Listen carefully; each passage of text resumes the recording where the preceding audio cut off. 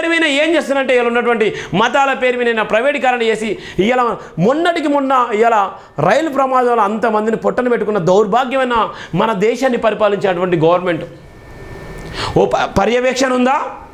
ఇలా ఏం చేస్తున్నారు? విమానయాన శాఖకు సంబంధించిన మంత్రులు ఉంటారు, వాళ్ళు ఏం చేయాలి? వాళ్ళు ఆ శాఖకు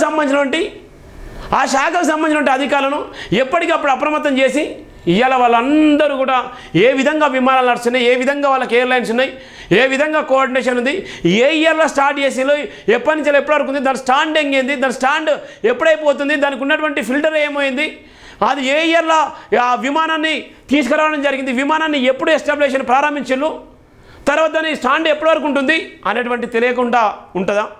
వాళ్ళు దానికి ఏ శాఖకు సంబంధించిన ఆ శాఖకు మంత్రులు ఉన్నారు, కేంద్ర మంత్రులు ఉన్నారు, రాష్ట్రాల మంత్రులు, వీళ్ళ మీద సీఎం ఉంటాడు, పిఎం ఉంటాడు. మరి వీళ్ళందరూ ఎవరి కోసం ఉన్నారు? ఇక మనం బూతులు అనొద్దు కానీ అమాయకులైన ప్రాణాలు పోతే ఓ సీఎం ప్రాణం పోతే ఓ పిఎం ప్రాణం పోతే ఇలా అట్నే ఉంటుందా? ఒక సీఎంఓ పిఎంఓ నిజంగా వాళ్ళ ప్రాణం పోతే అదే విధంగా ఉంటారా? పాపం పండే రోజే ప్రతి ఒక్కడు పాపం అనుతుంది. అమాయకులైనటువంటి వ్యక్తుల మీద మతం పేరుతో దేశ దాడులకు నిదర్శన దేశ ప్రధాని. ఇవాళ ఉన్నటువంటి ఈ పెంచి పోషించే ఎవడంటే మళ్ళీ వీళ్ళే.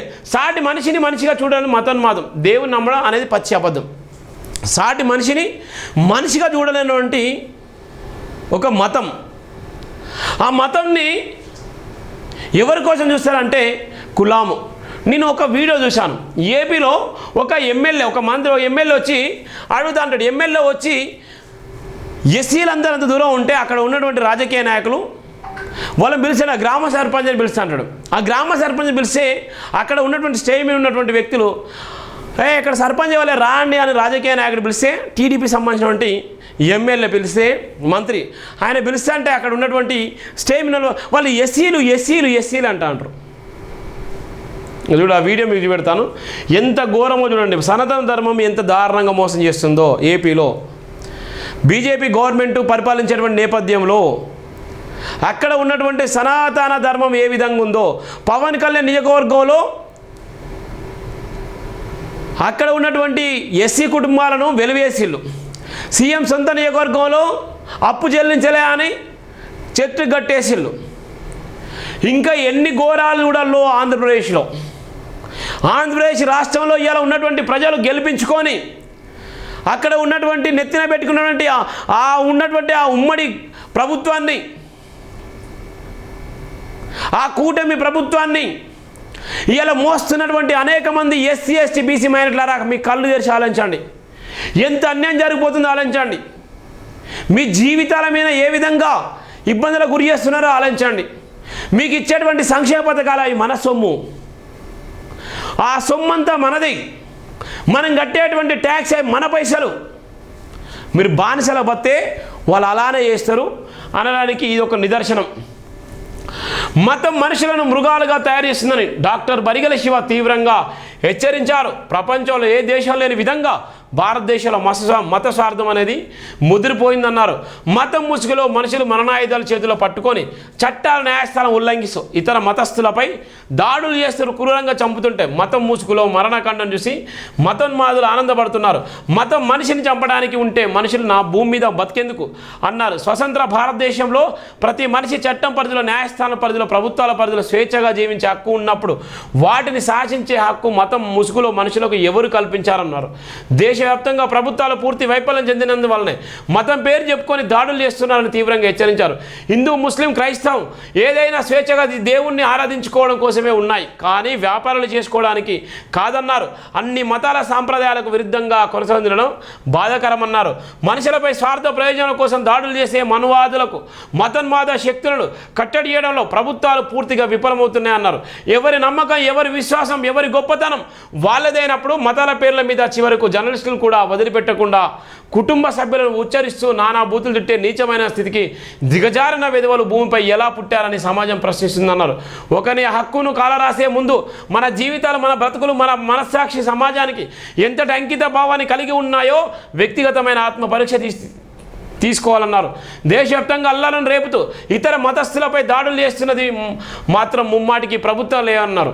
తెలంగాణ ప్రాంతంలో ఆంధ్ర వాసులు హైదరాబాద్లో స్థిరపడిపోయిన ఆంధ్రప్రదేశ్ ప్రభుత్వం పేరు చెప్పుకుంటూ తెలంగాణ రాష్ట్రంలో కూడా విచ్చలవిడి దాడులు చేస్తున్నాం, మతోన్మాద పిచ్చి పరాకాష్ఠ చేరిందన్నారు. రెండు ప్రాంతాలుగా విభజించబడిన తెలంగాణ ఆంధ్ర ప్రాంతాలు ఇలా ఏమైపోతున్నాయంటే ఇలా మతం పేరుతో ఇలా ఇష్టానుసారంగా కూడా దాడులు చేసేటువంటి దౌర్భాగ్యమైన పేరు ఇలా ఉంది. మతాల ముసుగులో దాడులు ప్రేరేపించడం, విధ్వంసాలు సృష్టించినప్పటికీ దాడులు చేస్తున్న వ్యక్తులు ఏ ప్రాంతానికి చెందిన వారు దేనికోసం దాడులు చేస్తున్నారో ఇటు ప్రభుత్వాలు అటు పోలీసు అధికారులు మరోవైపు న్యాయస్థానాలు ఏవి కట్టడి చేయలేకపోతున్నాయి అన్నారు. మతం ముసుగులో ఎన్ని రాజకీయాలు వేసినా, మతం ముసుగులో ఎన్ని వ్యాపారాలు వేసినా, మతం ముసుగులో ఎన్ని నీచాలకు పాల్పడినా, మతం ముసుగులో ఎన్ని దాడులు వేసినా, మతం ముసుగులో ఎంతమంది ప్రాణాలు పలుకున్నా ప్రభుత్వాలకు పోలీసుల పట్టింపు లేక పోతుండడం దేశవ్యాప్తంగా ఎంతటి భయాందోళన సృష్టించిందో తెలిసిపోయిందన్నారు. ఒక పక్కన భయంకరమైన దాడులు, మరో పక్కన మతం పేరుతో చేసేటువంటి క్రిమినల్ కేసులు, ఇంకో పక్కన ఇష్టానుసారంగా చేసేటువంటి పరిస్థితులు, ఇంకో పక్కన ఇలా మతం అనేటువంటి ముసుగులో ఇలా అమాయకుల పైన దాడులు వేసేటువంటి దౌర్భాగ్యమైన పరిస్థితులు, ఇలా మతాన్ని అడ్డం పెట్టుకొని ఇలా చేసేటువంటి భయంకరమైన వ్యాపారస్తులు, ఇలా మతం పేరు చెప్పుకొని ఇలా ఉండీలలో డబ్బులు వేసుకొని డబ్బులు తినేటువంటి దౌర్భాగ్యమైన పరిస్థితులు ఎవరికి పోతున్నాయి? ఇలా మతం పేరు చెప్పుకొని ఇలా ఇష్టానుసారం చేసేటువంటి వ్యక్తులు, ఇలా డబ్బులు ఎస్సీల దగ్గర డబ్బులు ఉంటాయి, ఆ ఎస్సీల దగ్గర డబ్బులు ఆ ఉండిలోకి పోవా? మరి ఆ ఉండిలో ఉన్నటువంటి దేవుడు మైలపడడా? ఆ గుడి మైలపడదా? ఆ డబ్బులు ముట్టుకున్నటువంటి బ్రాహ్మణ అయ్యగారు, ఆ డబ్బులు ముట్టుకున్న రెడ్డి అయ్యగారు, ఆ డబ్బులు ముట్టుకున్న విలం అయ్యగారు, చౌదరి కమ్మ కాపంటోడికి మనకి మైలపడదా? చెప్పండి. ఎస్సీ వాడు ముట్టుకున్నటువంటి డబ్బులు మీకు కావాలి, ఎస్సీ వాళ్ళు ఉన్నటువంటి డబ్బులు కావాలి, వాళ్ళ ఓటు కావాలి. ఆఖరికి వచ్చేసరికి వాళ్ళ మీద వివక్షత గురి చేసి ఇలా దూరం వెళ్ళగొడతారు. చెప్పు తీసుకొని కొట్టండి నా కొడుకులను, ఏం కాదు. కానీ ఎస్సీలను చిన్న చూపు చూసేటువంటి ఏ నా కొడుకులైనా కూడా వారి మీద ఎస్సీ ఎస్టీ కేసులు పెట్టండి. మిమ్మల్ని తక్కువ చూసినా, మిమ్మల్ని ఇబ్బందికి గురి చేసినా, మిమ్మల్ని అవమానకరంగా మాట్లాడినా, మిమ్మల్ని నీచంగా ఇబ్బందులకు గురి చేసినా మీరు వెంటనే అక్కడ ఉన్నటువంటి స్థానికంగా ఉండేటువంటి ఏసీపీ అసిస్టెంట్ కమిషనర్ పోలీస్ లేకపోతే డిఎస్పీ గారికి లిఖితపూర్వకంగా రాసి ఇవ్వండి. ఎందుకోసమంటే మన హక్కుల కోసమే బాబాసాహెబ్ అంబేద్కర్ గారు చాలా త్యాగం చేసిండు.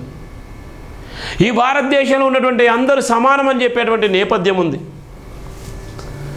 ఇవాళ ఎస్సీలు అంటే ఇవాళ ఒక ముఖ్యమంత్రి మీకు సబ్బులు పెట్టి మీ సబ్బులు పంపిస్తున్న దానికి ఒక ఫండ్ ఇచ్చేసి మీరు మొత్తం స్నానాలు చేయండి, ఆ సబ్బులతోని అన్ని కింటాల సబ్బులు మీకు పంపిస్తున్నారు, మీరు స్నానాలు చేసినాక నా దగ్గరకు వచ్చి కలవండి.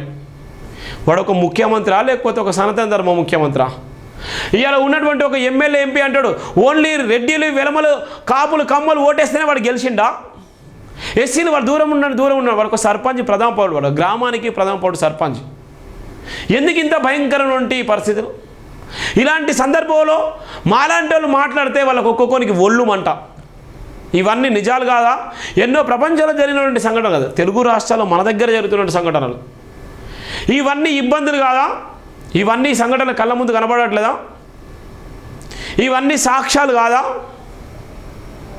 ఇంత దారుణమైనటువంటి పరిస్థితులు దయచేసి ఇంకా ఇలాంటి పరిస్థితులు ఉంటే భయంకరమైనటువంటి నేపథ్యం మన తెలుగు రాష్ట్రాలు ఇస్తాం.